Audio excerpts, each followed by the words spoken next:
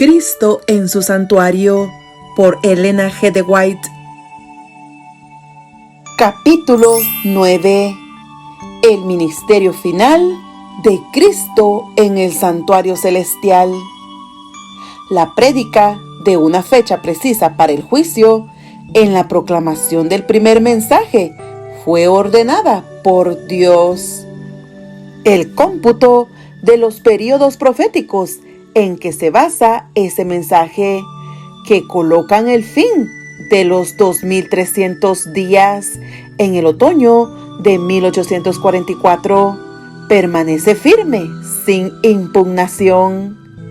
El profeta Daniel dice: estuve mirando hasta que fueron puestos tronos y se sentó un anciano de días, cuyo vestido era blanco como la nieve y el pelo de su cabeza como lana limpia. Su trono llama de fuego y las ruedas del mismo fuego ardiente. Un río de fuego procedía y salía de delante de él. Millares de millares le servían y millones de millones asistían delante de él. El juez se sentó y los libros fueron abiertos. Daniel 7, 9, 10. Así se presentó la visión del profeta, el día grande y solemne en que los caracteres y vidas de los hombres habrán de ser revisados ante el juez de toda la tierra, y en el que a todos los hombres se los recompensará conforme a sus obras. El anciano de días es Dios el Padre. El salmista dice: antes que naciesen los montes y formases la tierra y el mundo, desde el siglo y hasta el siglo, tú eres Dios. Romanos 2:6 y Salmo 92. Es Él, origen de todo ser y fuente de toda ley, quien debe presidir en el juicio. Y millares de millares y millones de millones de santos ángeles como ministros y testigos están presentes en ese gran tribunal. Y he aquí, con las nubes del cielo, venía uno como un hijo de hombre, que vino hasta el anciano de días, y le hicieron acercarse delante de él, y le fue dado dominio, gloria y reino, para que todos los pueblos, naciones y lenguas le sirvieran. Su dominio es dominio eterno, que nunca pasará, y su reino, uno que no será destruido. Daniel 7, 13, 14. La venida de Cristo, descrita aquí, no es su segunda venida a la tierra. Él va al anciano de días en el cielo para recibir el dominio y la gloria, y un reino que le será dado a la conclusión de su obra como mediador. Es esta venida, y no su segunda venida a la tierra, la que la profecía predijo que ocurriría al fin de los 2300 días, en 1844. Acompañado por ángeles celestiales, nuestro gran sumo sacerdote entra en el lugar santísimo, y allí, en la presencia de Dios, da inicio a los últimos actos de su ministerio en beneficio del hombre: cumplir la obra del juicio investigador y hacer expiación por todos aquellos que resulten tener derecho a sus beneficios. ¿Qué casos se consideran? En el ritual típico, solo quienes se habían presentado ante Dios con confesión y arrepentimiento y cuyos pecados fueron llevados al santuario a través de la sangre de la ofrenda por el pecado, tenían parte en el servicio del día de la expiación, de modo que en el gran día de la expiación final y del juicio investigador, los únicos casos considerados son los de quienes profesaron ser el pueblo de Dios. El juicio de los impíos es una obra distinta y separada, y se verificará en una fecha posterior. Ha llegado el tiempo de comenzar el juicio por la casa de Dios, pues si comienza por nosotros, ¿qué fin tendrán los que no creen en el Evangelio de Dios? Primera de Pedro 4:17. Los libros de registros del cielo, en los cuales están consignados los nombres y los hechos de los hombres, determinarán los fallos del juicio. El profeta Daniel dice: el juez se sentó y los libros fueron abiertos. El revelador, al describir la misma escena, agrega: otro libro fue abierto, el cual es el libro de la vida, y fueron juzgados los muertos por las cosas que estaban escritas en los libros, según sus obras. Apocalipsis 20:12. El libro de la vida contiene los nombres de todos los que alguna vez entraron en el servicio a Dios. Jesús pidió a sus discípulos: regocijaos de que vuestros nombres están escritos en los cielos. Pablo habla de sus fieles compañeros de trabajo, cuyos nombres están en el libro de la vida. Daniel, al vislumbrar un tiempo de angustia, cual nunca fue, declara que el pueblo de Dios será librado, es decir, todos los que se hallen escritos en el libro. Y el revelador dice que solo entrarán en la ciudad de Dios aquellos cuyos nombres están inscritos en el libro de la vida del Cordero. Lucas 10:20, Filipenses 4:3 y Daniel 12:1, Apocalipsis 21:27. Delante de Dios está escrito un libro de memoria, en el cual quedan consignadas las buenas obras de los que temen a Jehová y de los que piensan en su nombre. Malaquías 3:16. Sus palabras de fe, sus actos de amor están registrados en el cielo. A esto se refiere Nehemías cuando dice: acuérdate de mí por esto, Dios mío, no borres las obras de piedad que yo hice por la casa de mi Dios. Nehemías 13:14. En el libro de memoria de Dios está inmortalizado todo acto de justicia. Está registrada fielmente toda tentación resistida, todo pecado vencido, toda palabra de tierna compasión expresada. Y está consignado todo acto de sacrificio, todo padecimiento y pesar sufridos por causa de Cristo. El salmista dice: tú cuentas los pasos de mi vida errante. Pon mis lágrimas en tu redoma. ¿No están en tu libro? Salmo 56:8. También hay un registro de los pecados de los hombres, pues que Dios traerá toda obra a juicio, juntamente con toda cosa encubierta, sea buena o sea mala. Eclesiastés 12:14. Dice el Salvador: de toda palabra ociosa que hablen los hombres, de ella darán cuenta en el día del juicio. Porque por tus palabras serás justificado, y por tus palabras serás condenado. Mateo 12:36-37. Los propósitos y los motivos secretos aparecen en el registro infalible, pues Dios sacará a la luz lo que está oculto en la oscuridad y pondrá al descubierto las intenciones de cada corazón. Primera de Corintios 4:5. He aquí que esto está escrito delante de mí, vuestras iniquidades y las iniquidades de vuestros padres juntamente, dice Jehová. Isaías 65:6-7. La obra de cada persona pasa bajo la mirada de Dios y es registrada como fiel o infiel. En los libros del cielo, frente a cada nombre, está anotado con terrible exactitud toda mala palabra, todo acto egoísta, todo deber incumplido y todo pecado secreto, junto con todo disimulo astuto.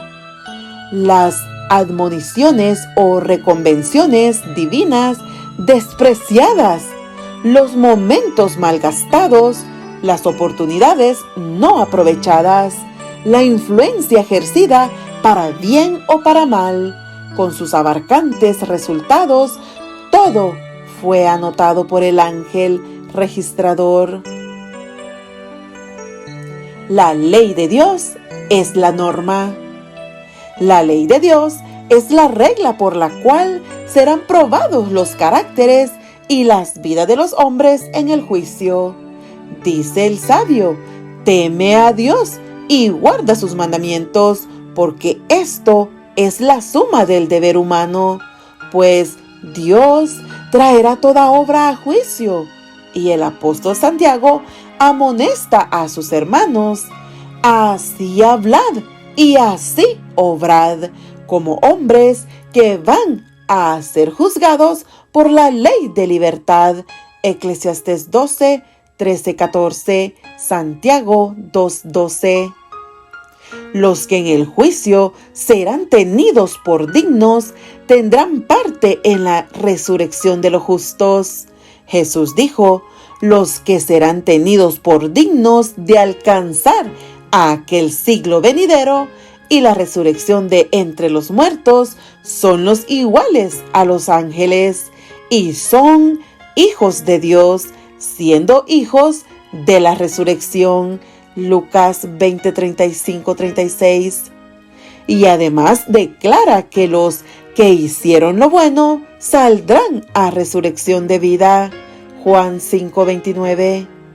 Los justos muertos no serán resucitados hasta después del juicio, en el cual habrán sido considerados dignos de la resurrección de vida. De esto se deduce que no estarán presentes en persona ante el tribunal cuando sus registros sean examinados y sus causas falladas. Jesús el abogado. Jesús aparecerá como el abogado de ellos para interceder en su favor ante Dios. Si alguno hubiere pecado, abogado tenemos para con el Padre, a Jesucristo el justo. Primera de Juan 2:1. Cristo no entró en un santuario hecho por manos humanas, simple copia del verdadero santuario, sino en el cielo mismo, para presentarse ahora ante Dios en favor nuestro. Por eso, también puede salvar por completo a los que por medio de Él se acercan a Dios, ya que viven siempre para interceder por ellos. Hebreos 9:24 y 7:25. A medida que los libros de registros se van abriendo en el juicio, las vidas de todos los que hayan creído en Jesús pasan ante Dios para ser examinadas por Él, empezando con los que vivieron primero en la tierra. Nuestro abogado presenta los casos de cada generación sucesiva y termina con los vivos. Cada nombre es mencionado, cada caso cuidadosamente investigado. Habrá nombres que serán aceptados y nombres rechazados. Cuando alguien tenga en los libros de registros pecados de los cuales no se arrepintió y no fueron perdonados, su nombre será borrado del libro de la vida y el registro de sus buenas obras será borrado del libro de memoria de Dios. El Señor declaró a Moisés: al que haya pecado contra mí, a éste borraré de mi libro. Éxodo 32:33. Y el profeta Ezequiel dice: si el justo se apartare de su justicia y cometiere maldad, ninguna de las justicias que hizo le serán tenidas en cuenta. Ezequiel 18:24. A todos los que se hayan arrepentido verdaderamente de su pecado y por medio de la fe reclamen la sangre de Cristo como su sacrificio expiatorio, se les ha inscrito el perdón frente a sus nombres en los libros del cielo. Como llegaron a ser partícipes de la justicia de Cristo y su carácter está en armonía con la ley de Dios.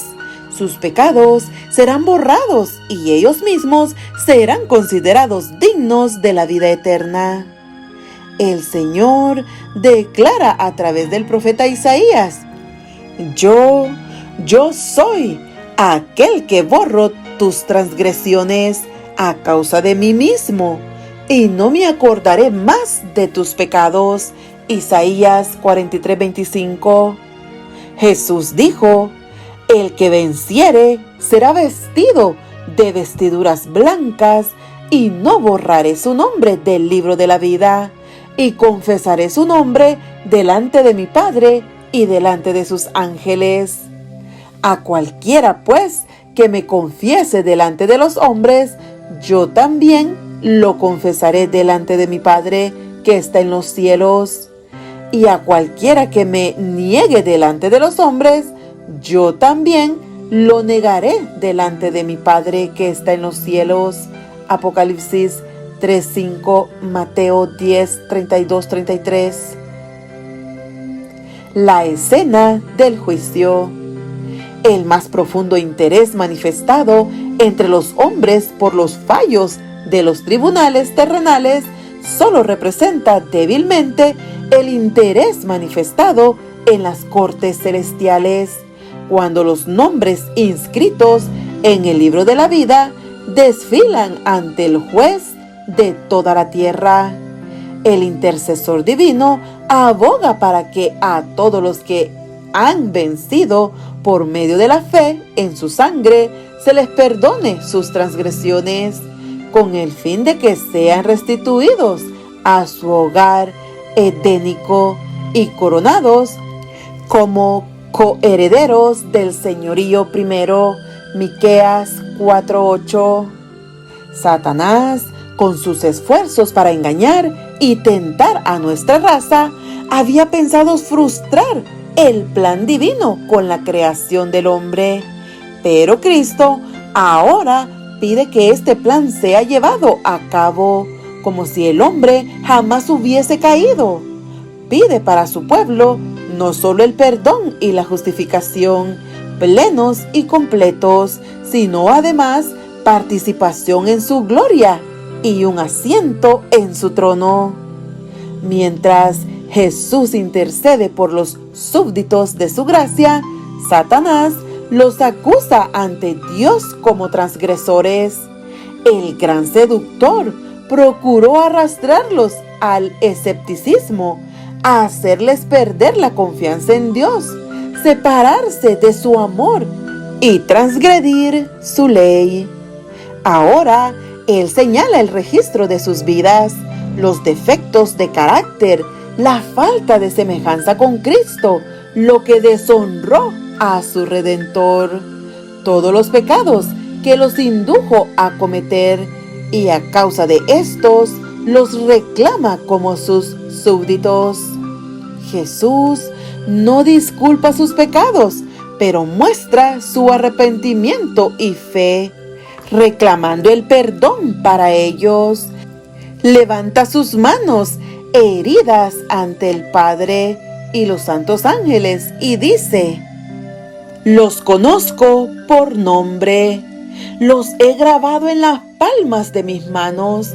Los sacrificios de Dios son el espíritu quebrantado al corazón contrito y humillado. No despreciarás tú, oh Dios. Salmos 51:17. Y al acusador de su pueblo le dice: Jehová te reprenda, oh Satanás. Jehová, que ha escogido a Jerusalén, te reprenda. ¿No es este un tizón arrebatado del incendio? Zacarías 3:2. Cristo revestirá a sus fieles con su propia justicia para presentarlos a su Padre como una iglesia gloriosa, sin mancha, ni arruga, ni cosa semejante. Efesios 5:27. Sus nombres están inscritos en el libro de la vida, y acerca de ellos está escrito: andarán conmigo en vestiduras blancas, porque son dignos. Apocalipsis 3:4. Así se cumplirá de un modo completo la promesa del nuevo pacto: perdonaré su iniquidad y no me acordaré más de sus pecados. En aquellos días y en ese tiempo, dice Jehová, será buscada la iniquidad de Israel y no la habrá, y los pecados de Judá, mas no podrán ser hallados. En aquel día, el vástago de Jehová será espléndido y glorioso, y el fruto de la tierra excelente y hermoso para los escapados de Israel. Y será que los que fueren dejados en Sión y en los que quedaren en Jerusalén serán llamados santos, es decir, todo aquel que está inscrito para la vida en Jerusalén. Jeremías 31:34, 50:20 y Isaías 4:2-3.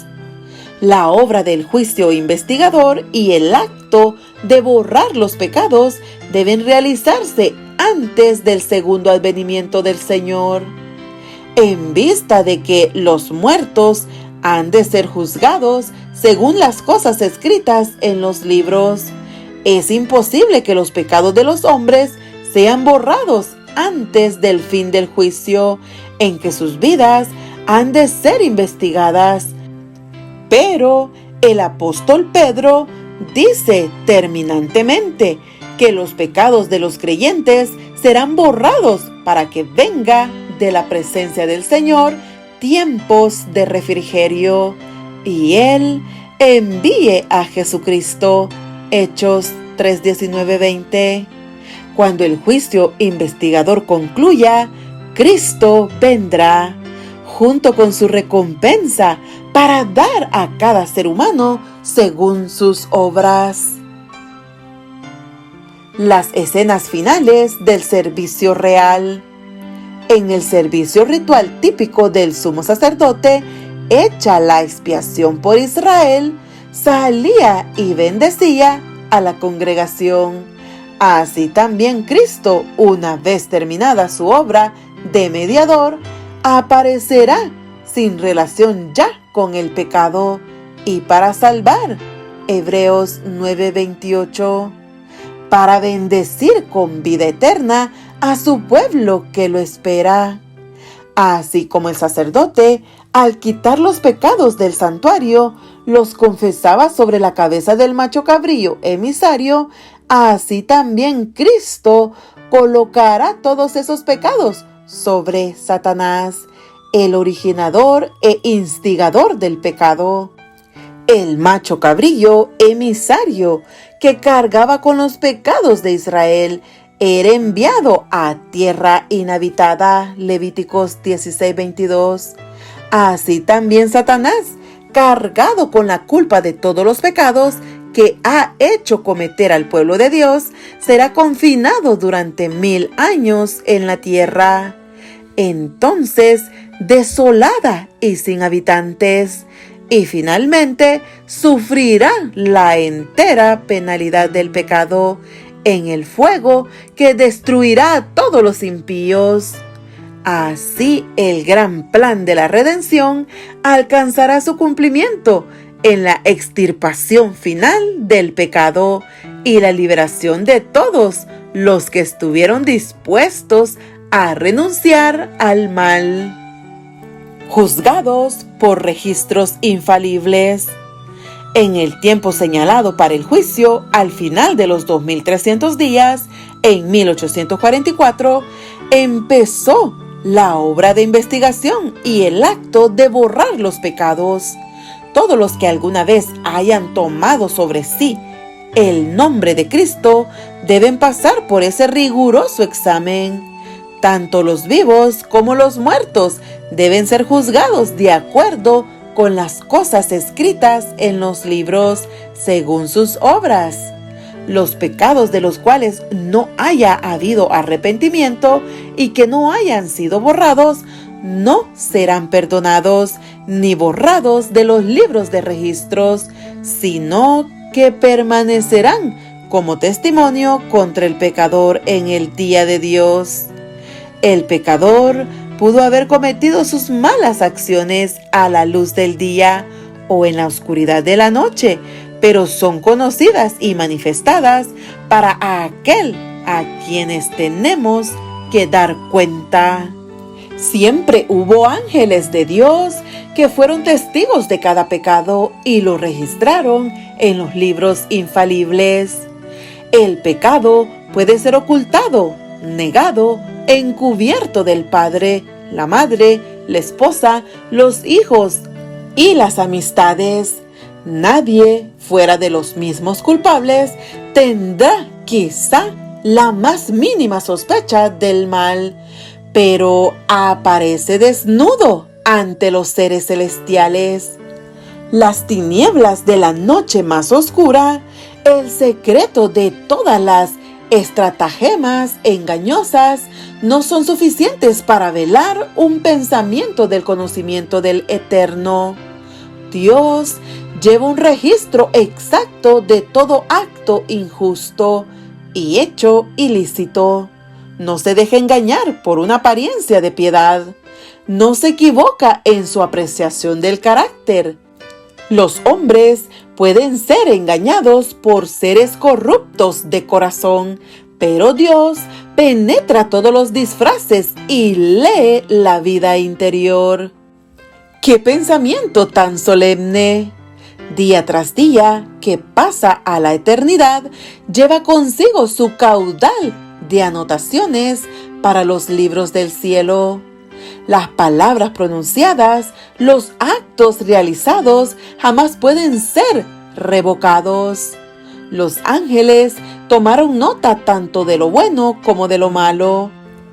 El conquistador más poderoso sobre la tierra no puede anular el registro de un solo día siquiera.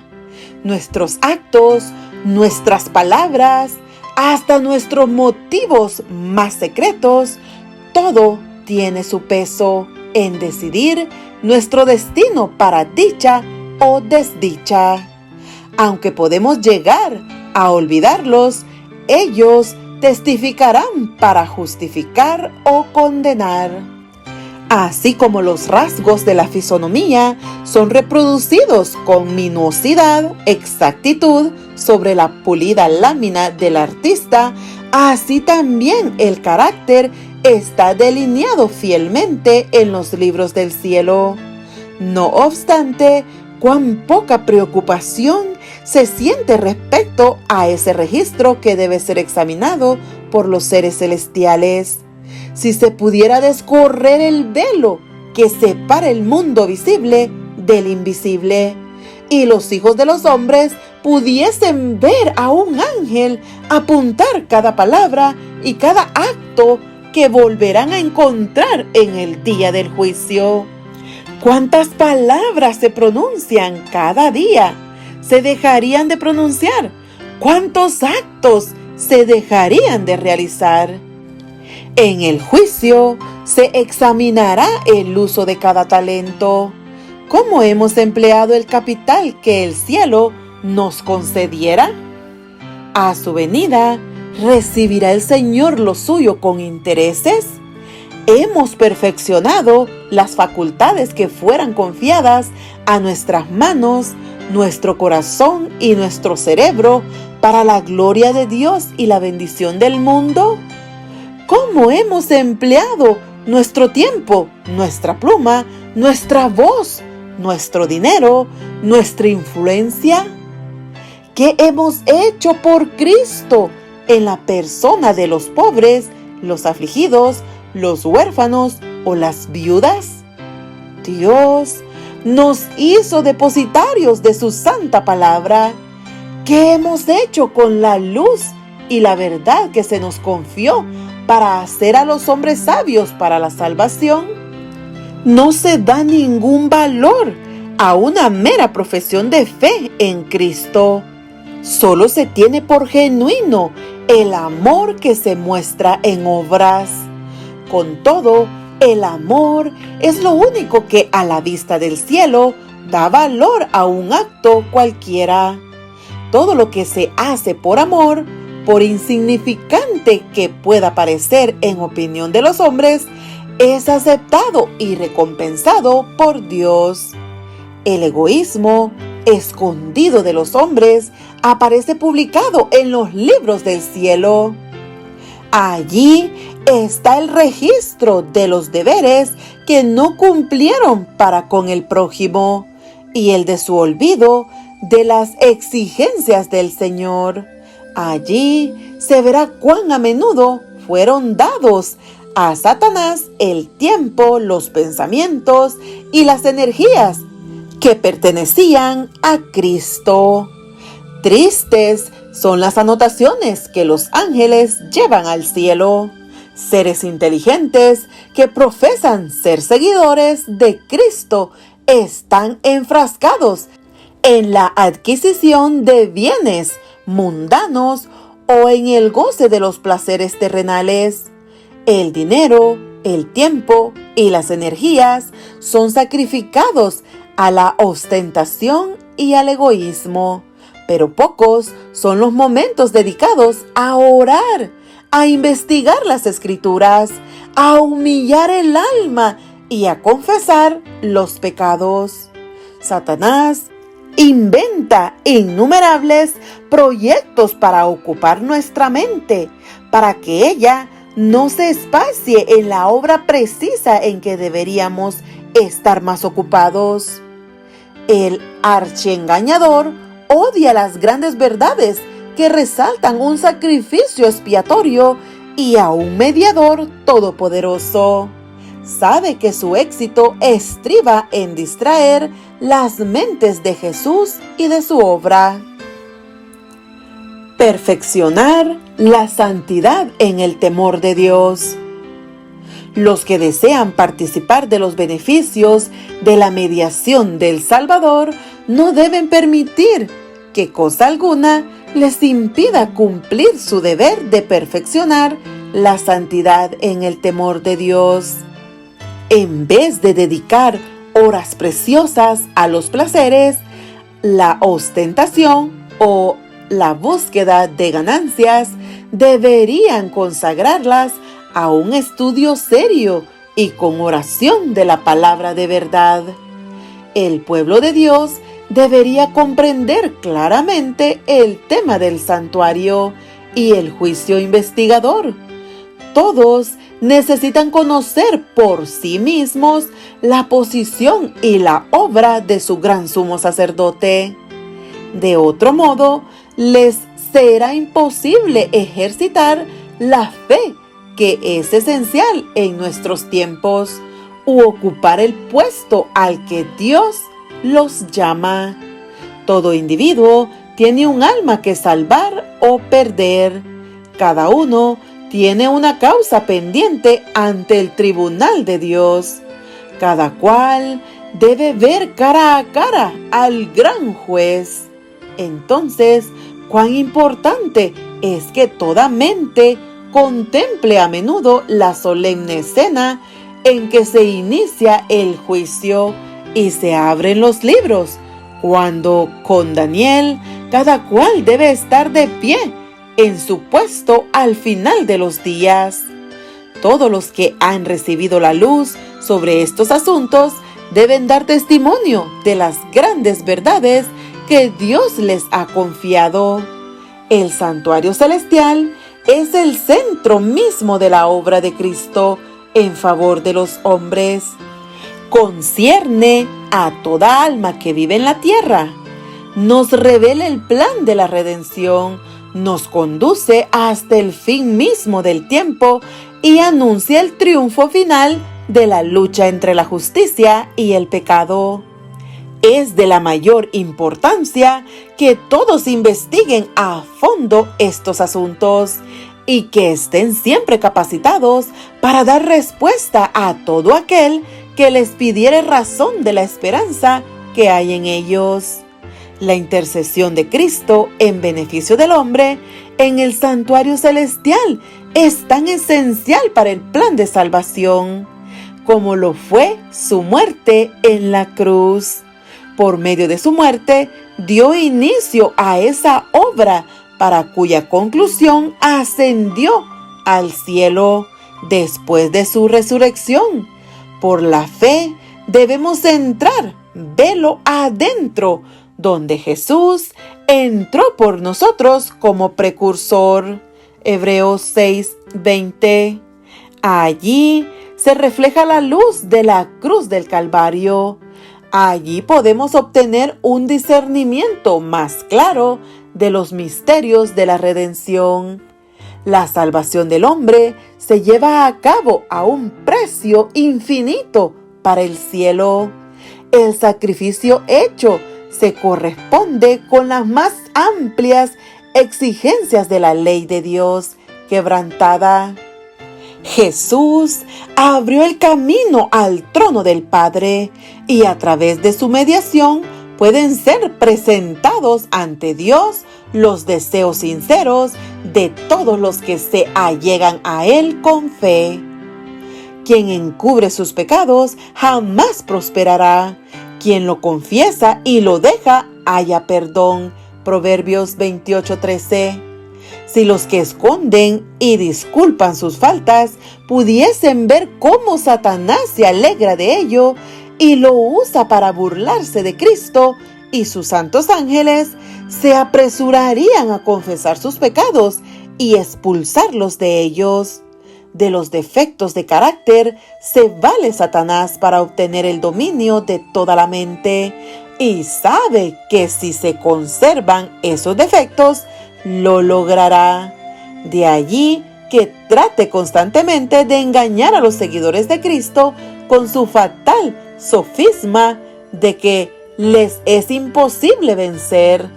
Pero Jesús presenta en su favor sus manos heridas, su cuerpo quebrantado y declara a todos los que quieran seguirle: bástate mi gracia. 2 Corintios 12:9. Llevad mi yugo sobre vosotros y aprended de mí, que soy manso y humilde de corazón, y hallaréis descanso para vuestras almas, porque mi yugo es fácil y ligera mi carga. Mateo 11:29-30. Entonces, nadie considere sus defectos como incurables. Dios concederá fe y gracia para vencerlos. Estamos viviendo en el gran día de la expiación. Estamos viviendo ahora en el gran día de la expiación, cuando en el servicio típico el sumo sacerdote hacía la expiación por Israel. Todos debían afligir sus almas por medio del arrepentimiento de sus pecados y la humillación ante el Señor, si no querían verse separados del pueblo.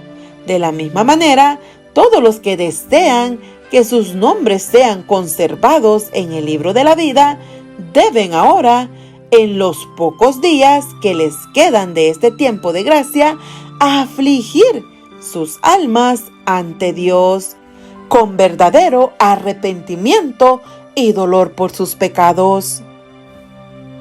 Hay que escudriñar honda y sinceramente el corazón. Hay que extirpar el espíritu liviano y frívolo al que se entregan tantos cristianos de profesión. Empañada lucha espera a todos aquellos que quieran subyugar las malas inclinaciones que tratan de dominarlos. La obra de preparación es una obra individual. No somos salvados en grupos. La pureza y devoción de uno no suplirá la falta de estas cualidades en otro. Si bien todas las naciones deben pasar en juicio ante Dios. Sin embargo, Él examinará el caso de cada individuo con un escrutinio tan estricto y minucioso como si no hubiese otro ser en la tierra. Cada uno tiene que ser probado y encontrado sin mancha, ni arruga, ni cosa semejante. Solemnes son las escenas relacionadas con la obra final de expiación. Incalculables son los intereses involucrados en ella. El juicio se lleva ahora adelante en el santuario celestial. Esta obra se viene realizando desde hace muchos años. Pronto, nadie sabe cuándo, les tocará ser juzgados a los vivos. En la augusta presencia de Dios, nuestras vidas deberán ser examinadas. En este tiempo, más que en cualquier otro, conviene que toda alma preste atención a la advertencia del Salvador. Velad y orad, porque no sabéis cuándo será el tiempo. Pues si no velas, vendré sobre ti como ladrón, y no sabrás a qué hora vendré sobre ti. Marcos 13:33, Apocalipsis 3:3. Cuando concluya la obra del juicio investigador, quedará dedicada la suerte de todos para vida o para muerte. El tiempo de gracia terminará poco antes que el Señor aparezca en las nubes del cielo. Al mirar hacia ese tiempo, Cristo declara en el Apocalipsis: el que es injusto, sea injusto todavía, y el que es inmundo, sea inmundo todavía, y el que es justo, practique la justicia todavía, y el que es santo, santifíquese todavía. He aquí, yo vengo pronto, y mi galardón conmigo, para recompensar a cada uno según sea su obra. Apocalipsis 22:11-12. Los justos y los impíos continuarán viviendo en la tierra en su estado mortal. Los hombres seguirán plantando y edificando, comiendo y bebiendo, inconscientes todos ellos de que la decisión final e irrevocable ha sido pronunciada en el santuario celestial. Antes del diluvio, después que Noé hubo entrado en el arca, Dios lo encerró en ella y dejó afuera a los impíos. Pero por espacio de 7 días, la gente, sin saber que su sentencia estaba determinada, continuó en su despreocupada vida amante de los placeres y se mofaba de las advertencias de un juicio inminente. El Salvador dice: así será también la venida del hombre. Mateo 24:39. Silenciosamente, inadvertida como ladrón a medianoche, llegará la hora decisiva que marca el irrevocable destino de cada ser humano. El retiro final del ofrecimiento de misericordia dirigido a los culpables. Velad, pues, para que cuando venga de repente no os halle durmiendo. Marcos 13:35-36. Peligrosa es la condición de quienes, cansándose de velar, se vuelven a los atractivos del mundo. Mientras el hombre de negocios será absorto en el afán del lucro, mientras el amante de los placeres está buscando cómo complacerse, mientras la esclava de la moda está renovando su vestuario, puede ser que en ese momento el juez de toda la tierra pronuncie la sentencia: has sido pesado en balanza y has sido hallado falto. Daniel 5:27.